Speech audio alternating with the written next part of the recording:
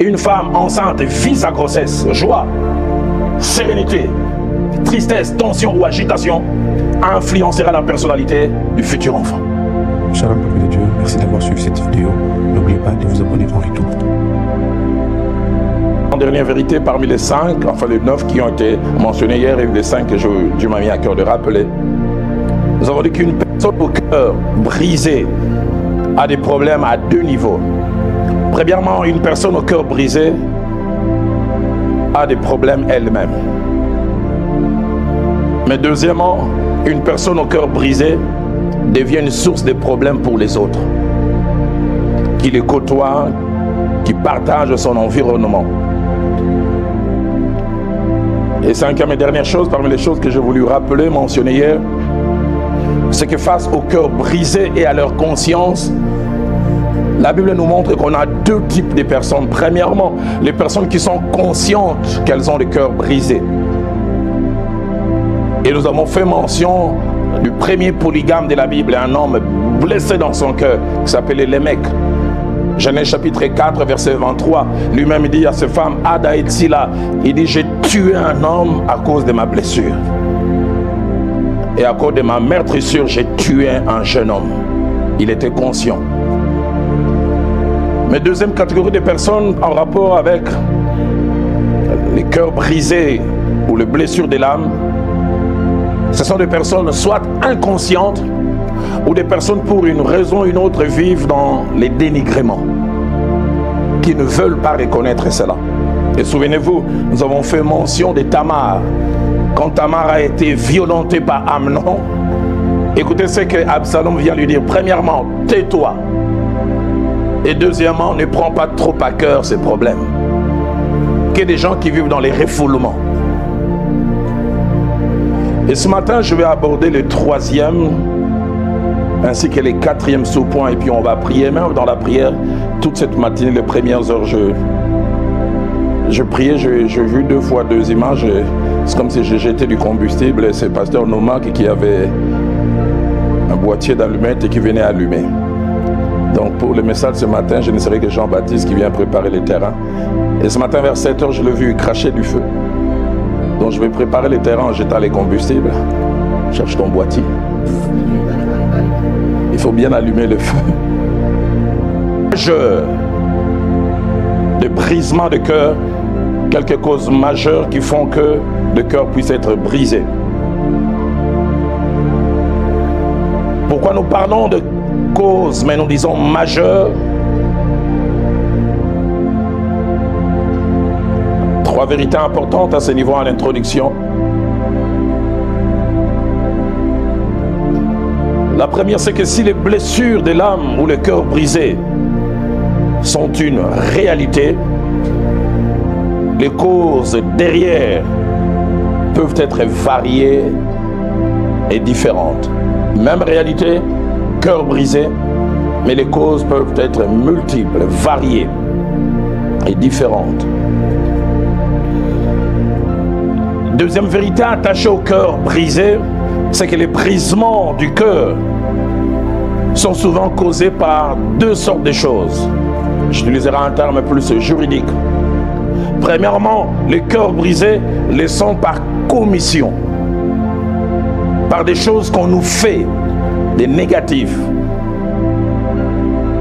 des actes posés. Mais deuxièmement, les cœurs brisés les sont par omission, des choses qu'on aurait dû nous faire mais qui n'ont pas été faites, qui laissent comme un vide. J'en parlais tout à l'heure, une affection qu'on aurait dû nous donner mais qui n'a pas été donnée. Est-ce qu'on fait la différence entre les deux? Par commission et par omission. Troisième chose, nous parlons des causes majeures, parce que nous voulons dire que si le cœur brisé est une réalité unique, il arrive que mystérieusement nous ne sommes pas tous blessés par les mêmes situations et de la même manière. J'ai parlé hier comment j'ai grandi avec des complexes physiques liés à mes petits yeux que vous voyez. et à mon teint noir. Quand je grandissais, allez, ceux qui ont habité l'Afrique, spécialement Kinshasa, peuvent se souvenir de ces genres de vocabulaire. Et je disais, les mamans chez nous en Afrique, spécialement au Congo, elles ont des doctorats en injures. J'étais petit, on m'injurait, mis sous ma vendre. Des yeux globuleux.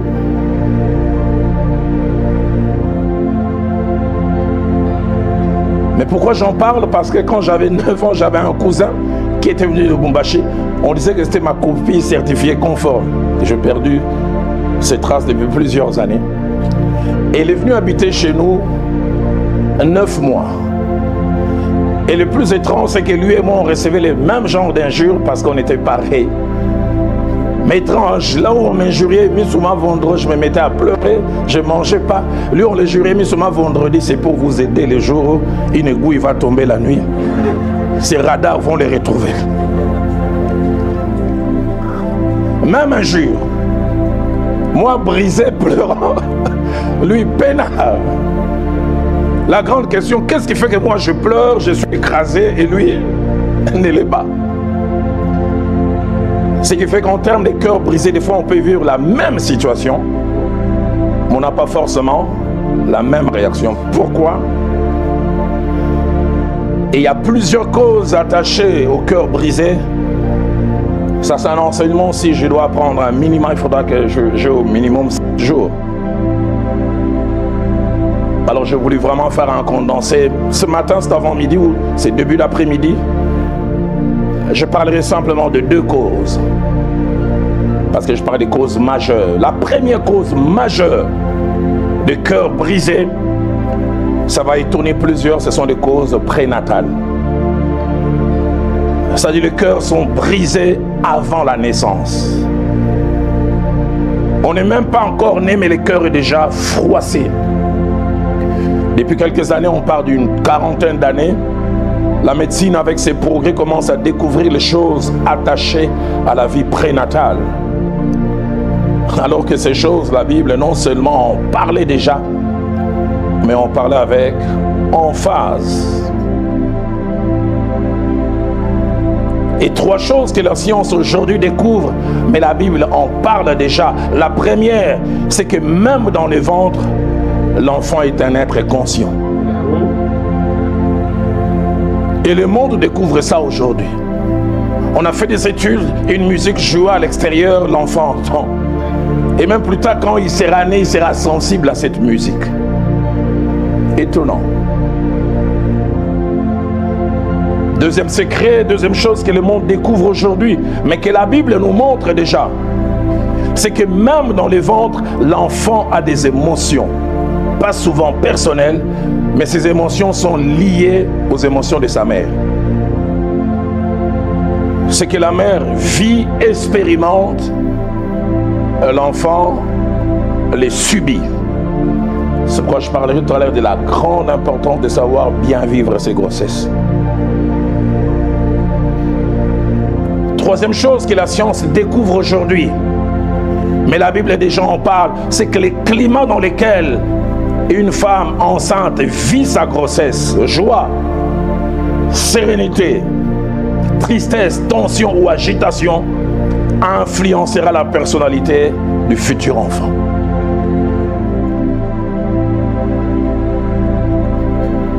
J'aimerais demander à certaines femmes de faire un flashback avec les éléments que je présenterai tout à l'heure. Vous avez un enfant à problème, un enfant têtu, retournez 5 ans en arrière, 10 ans en arrière, 15 ans. Dans quelles conditions avez-vous vécu cette grossesse? Dans Luc chapitre 1er, versets 39 à 41 que je vais lire, la Bible nous dit quelque chose. Écoutez ce que la Bible dit. Dans ces temps-là, Marie s'éleva et s'en alla en hâte vers les montagnes dans une ville de Juda. Elle entra dans la maison de Zacharie et salua Élisabeth. Et soulignez le verset 41. Dès qu'Élisabeth entendit la salutation de Marie, écoutez ce que la Bible dit, son enfant tressaillit dans son sein. Et elle fut remplie du Saint-Esprit. C'est Marie qui est au contact d'Élisabeth. Elle a la joie de rencontrer Élisabeth. Et dans cette joie extérieure qu'elle ressent, excitée, elle est étonnée, un être qui n'existe pas encore partage les mêmes émotions. L'enfant dans son sang aussi tressaillit. Le terme utilisé là en grec veut dire il bondit de joie. Pas encore vivant, mais capable d'exprimer des émotions. Il se met à bouger brusquement à cause d'une émotion vivement ressentie. J'ouvre une parenthèse pour parler aux femmes enceintes et aux hommes. À côté des femmes enceintes, appelez à les accompagner. Allez, la dernière fois que mon épouse a été enceinte, c'est il y a 22 ans, donc ce sont des choses qu'on commence à oublier. Je parle au futur. Hommes qui auront des femmes enceintes ou aux hommes qui ont des femmes enceintes présentement. La première des choses que je voudrais dire, et je voudrais vraiment insister avec toute la force que l'Esprit de Dieu peut me donner, femmes enceintes, faites attention à vos émotions pendant cette période importante. Elles ne sont jamais neutres. Deuxième des choses que je voudrais dire aux hommes, faites attention à ce que vous faites vivre à vos femmes enceintes. Car au-delà d'elles, c'est-à-dire à votre femme, ça affectera un enfant, ça affectera sa personnalité. Et qui sait si la société demain ne va pas payer des pots cassés à cause des choses que vous aurez fait vivre à cette femme durant cette période. Genèse chapitre 16 au verset 12 nous rapporte des paroles profondes. Genèse chapitre 16 au verset 12. Écoutez ce que la Bible déclare. Je peux même remonter au verset 11. Ces paroles sont adressées à Agar. Et on parle à Agar de quel genre de personne sera l'enfant qu'elle va mettre au monde. L'ange l'Éternel lui dit, voici tu es enceinte. Tu enfanteras un fils à qui tu donneras le nom d'Ismaël, car l'Éternel t'a entendu dans ton affliction. Mais soulignez le verset 12. 1. Il sera comme un âne sauvage. 2. Sa main sera contre tous, et la main de tous sera contre lui. Et 3. Il habitera en face de tous ses frères. Il n'a même pas encore existé. Son portrait psychologique est présenté en 3 points. Premièrement, on dit, il sera comme un âne sauvage. L'original dit, il sera difficile à contrôler. Une autre version dit, il sera dur de caractère. La version Martin dit, il sera farouche comme un âne sauvage. La Bible de peuple, une vieille version dit, il sera un homme indomptable, difficile à maîtriser. Vous savez, des enfants, ils ont 3 ans, mais caractériels. Je me souviens d'un enfant de 4 ans, têtu avec T majuscule. Son père demande à tout le monde de s'asseoir pour manger. Il regarde son père en face et dit, je ne vais pas m'asseoir. Allez, combien de kilos avait-il? 10, 12, je ne sais pas très bien. Son père, un homme costaud, plus de 90 kilos. Il vient, il les prend, il dit, tu penses que tu es plus fort que moi? Il les fait asseoir de force. Mais malgré qu'il est assis, il est en train de toiser son père. Papa dit, mais qu'est-ce que tu pensais? Je t'ai fait asseoir, je n'ai jamais oublié la réponse. L'enfant dit à son père, tu as fait asseoir mon corps, mais mon esprit est debout.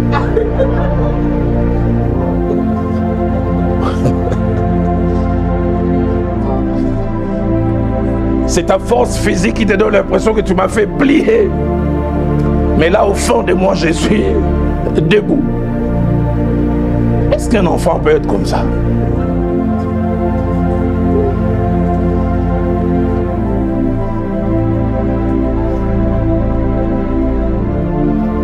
Je ne vais pas faire de la politique ici du haut de cette chaise. On avait une famille, un enfant de 5 ans. Toujours disant non, bien qu'il y a un âge où les enfants aiment s'opposer. Alors son père, un jour, le regarde et me dit, oh Lingala, mais quel genre d'enfant t'es-tu comme Étienne Tshisekedi? Il dit c'est un opposant radical dans ma maison. Il dit toujours non. Il sera comme un âne sauvage. Première caractéristique. Deuxième, sa main sera contre tous. Ce ne sera pas un homme bon à vivre, un battant, qui ne maintient pas les relations. Vous commencez aujourd'hui, ça se casse. Sa main sera contre tous, tendance à se battre contre tous, à faire de tout le monde son adversaire. Shalom peuple de Dieu, merci d'avoir suivi cette vidéo. N'oubliez pas de vous abonner en retour.